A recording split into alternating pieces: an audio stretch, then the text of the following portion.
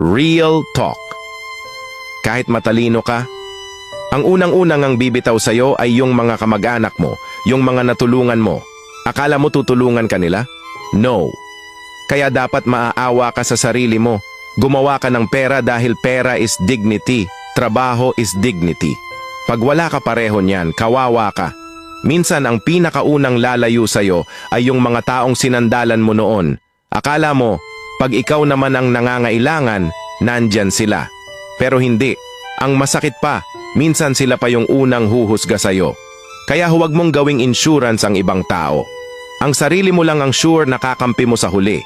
Mag-ipon ka, magsipag ka, kasi sa mundo ngayon, respeto ay kadalasang binabase sa laman ng bulsa mo. Masakit pero totoo. Kapag wala kang pera, madalas, wala ka ring boses. Pero hindi ibig sabihin nito na pera lang ang sukatan ng halaga mo. Kaya habang may chance ka, kumilos ka. Kasi sa dulo, sarili mo lang ang maaasahan mo.